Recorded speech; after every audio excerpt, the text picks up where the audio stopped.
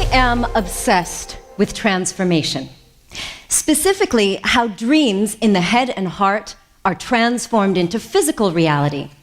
For the last 2 decades, I have reverse engineered peak performance behavior and hacked motivation to empower people to transform their lives and their business in honor of their dreams and passions. So, whether it's starting a new business or relationship, to building a better brain or body, how many of you out there feel that you have the potential to do something great in life? All right. Well, Maye Angelou once said, if you feel like you're wasting your life's potential, you are. The truth is, you have far more power over your physical well-being and your impact in life than you give yourself credit for. Now, over the last several years as a documentary filmmaker, I have immersed myself in cultures around the world to see what it takes to really thrive and flourish. What I noticed is, in many cultures, like in the Western world, when we set out in life, most of us are programmed to fit into social norms. In business, we look to the marketplace to compete for better sameness. And when we suffer, physically or emotionally, most of us look outside of ourselves for the cause and the cure. Now, the shift for me came in my final year of medical school when I started the study of traditional Chinese medicine and acupuncture. I learned that people could have heart and brain surgery while awake without anesthesia. Women could deliver their babies painlessly, and people could recover from drug addiction and craving with a few tiny, well-placed needles. I realized there was more to the body and mind than what the American medical system was teaching me. I came to understand that our programmed beliefs about ourselves and our place in the world dictate a large part of our health and happiness, as well as our level of success. Now, the challenge is our concept of self is often inauthentic or weak. To transform what you see on the outside, you've got to transform who you are on the inside. In the next few minutes, I will summarize the soul and science of my work to leave you with 3 vital keys to unlock your potential for transformation. It's a simple prescription, really. One small shift that can yield big results. I'll even tell it to you now. Become who you really are. When you look yourself in the mirror, past the makeup or blemishes, do you ever sense that there's more to you than what you see in your reflection? So who are you, really? When asked, who are you, most people respond with their age, ethnic background, job, or position in life. Why? Because we've all been programmed. The programming of your self-image and how you describe yourselves to others begins in childhood. As author and biologist Bruce Lipton so passionately explains, during the first 6 years of our lives, our brains exist in a hypnotic trance-like state, such that we passively absorb, record, and believe the things that are impressed upon us from the outside world. So from birth, the socialization process shapes our sense of self, identity. And little by little, a social mask is formed, and we behave according to the rules of our family or religion. We adopt the cultural, political, and gender norms that are thrust upon us, causing most of us to lose sight of and compromise who we really are. Now, the sad thing is, most of us end up forcing the unacceptable parts of our personality into the shadows, and we end up masquerading as a half-baked version of ourselves. We embrace the qualities of our peers or the ideals of our parents, all in an attempt to fit in and be accepted. Meanwhile, the authentic, original you, that glimmer you see reflected deep in your eyes, takes a back seat. Often we don't realize who we are meant to be because we're so busy trying to live out someone else's ideas. But what if who you thought you were is wrong? What if by being your most authentic, perfectly imperfect self, you could transform your health and your life while having an extraordinary impact in the world. You know, the challenges that our world faces today, from economic collapse, crumbling political regimes, environmental crises, and global health problems, we need new solutions, not rehashed versions of old thinking. Einstein said, "No problem can be solved from the same level of consciousness that created it." In 2010, IBM conducted a study of CEOs around the world. 60% of these CEOs said that creativity is the most important leadership quality for success in business. So you see, we need people who will be creative enough to think outside of the box, those who are bold enough to go for their dreams, and those who are free enough to be truly themselves. That's from whence that creative spark of genius often comes. Now, Greek philosopher believed that we have a telos, a purpose or an end toward which we are pointed. And that end is the self. And the best life, says Aristotle, is spent trying to understand what that self is and to become it. And that's what people who want to transform the world need to hear. Become who you are. Now, that's also the title of one of the positive psychology courses I teach here at IUM in the business school. One of the first assignments is to research the class title. Now, many people have heard "Become Who You Are," or they've seen it in online social networks, these cute little postcards. Most often the phrase is attributed to Friedrich Nietzsche, but Nietzsche was actually quoting Pindar, the lyric poet. Upon further research, we see that Pindar's line, when accurately translated from the ancient Greek, reads, "Become such as you are, having learnt what that is." So you see, your first key to becoming who you really are is to learn who you really are. So how do you do that?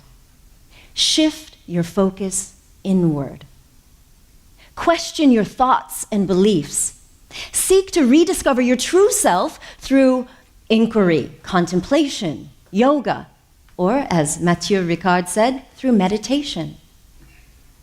Now, one way that you can see what is truly you and not just programming is to look at your biology. Dr. Robert C. Cloninger from my alma mater, the Washington University School of Medicine, developed the TCI. The TCI is the temperament and character inventory. You take it to learn what your true personality traits are that have come from your family. Those aspects of our personality that are actually transmitted in the DNA. Now, it is a good place to start, but as you've heard today, your biology doesn't limit you, it's just a starting point. Next, look at your positive traits and talents. Now, we all have a variety of strengths, abilities, and resources, but they don't reflect who you are at your core. But your character strengths are those aspects of your personality that make you unique, feel engaged, and actually make you feel like life is worth living. Now, you can learn about your character strengths by taking the VIA survey. This was developed under the guidance of Dr. Martin Seligman.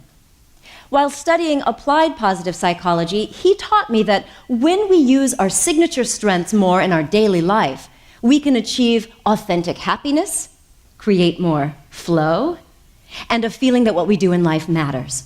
When you feel that your life has meaning and purpose, you take better care of yourself. You will express yourself more freely, and you really start to feel happy and hopeful. And these positive emotions and optimism go a long way towards setting you up for success, better health, and longevity.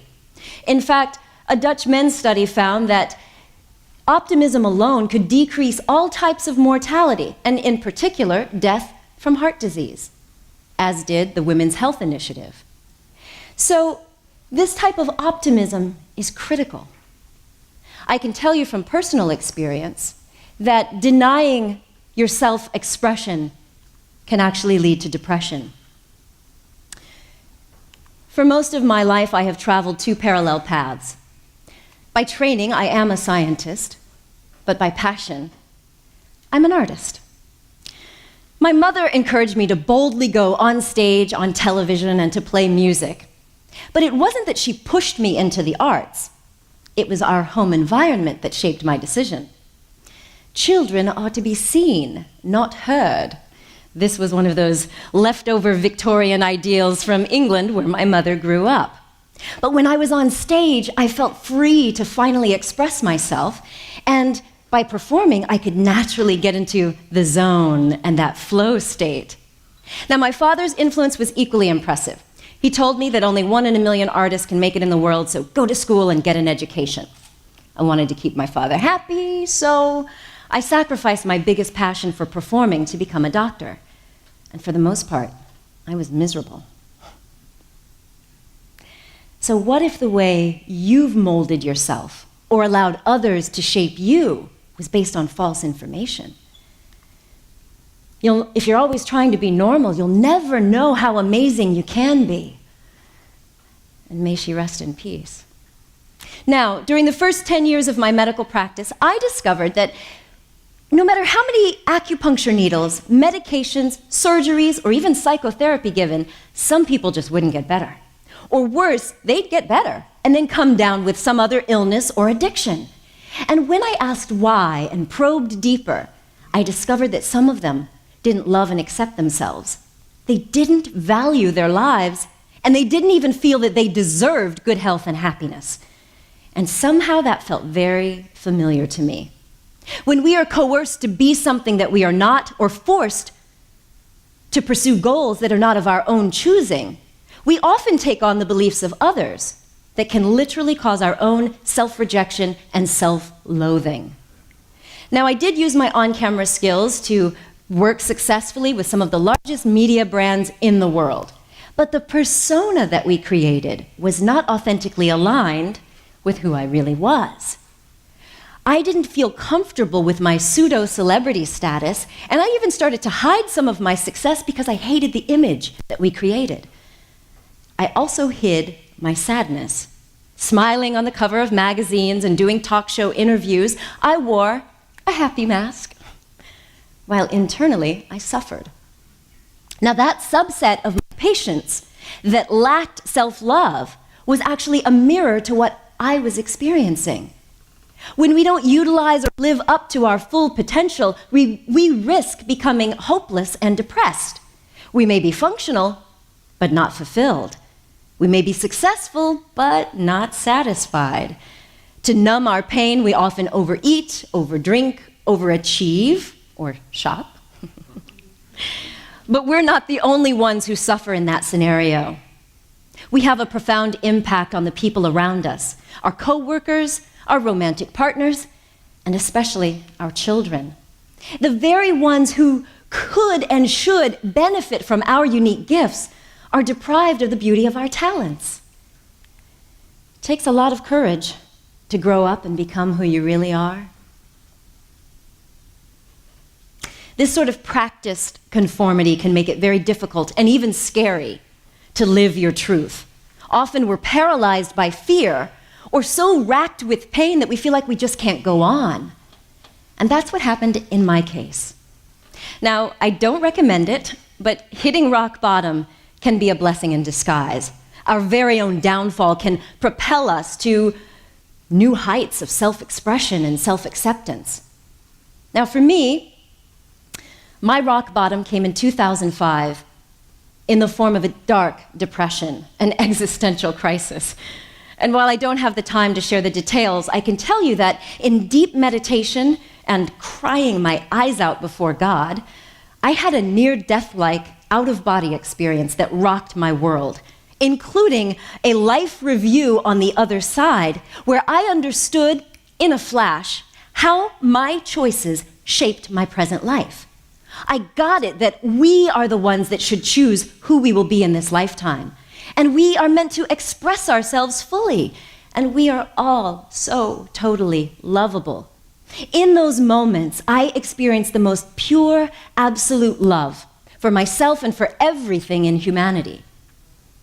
Now, following that, I dove into the research of near-death experiences, the neuroscience of consciousness, and even the link between quantum physics and how we manifest our deepest desires. And no matter which perspective appeals to you, it all boils down to this: authentic happiness and total wellness are your natural birthrights. You have a unique purpose to fulfill in this lifetime, even when your role seems small.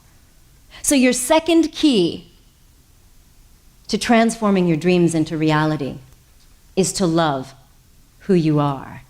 From there, you can revive the true self, rewrite your self-description, and rebuild the living temple of your authentic self. Now, the positive psychology research and my own experience shows that there's nothing short of miracles that are available to each and every one of us. From overcoming depression, bouncing back after chemotherapy and cancer, to revolutionary new business ideas. The possibilities are endless. How will you use your potential? Gandhi said, we must be the change we wish to see in the world. So it's no surprise that your third key is to live who you really are. Uncover your dreams and your passions and share them with the world, your ideas, your voice, but most importantly, your presence, because you are a gift to the world. So there you have it. There is my one small idea: become who you really are. First, learn that you are more than your body. You are not the monkey mind. You are more than a present illness or a number on a scale. You're more than your past success or failures. You are an infinite being, full of potential to make a difference in this life, starting with your own.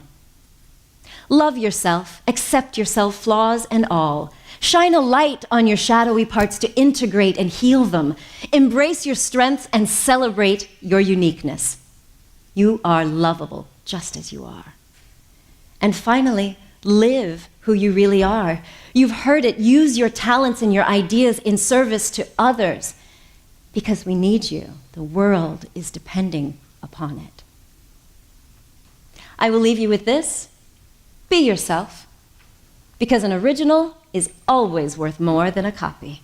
And that's my idea worth spreading. Thank you.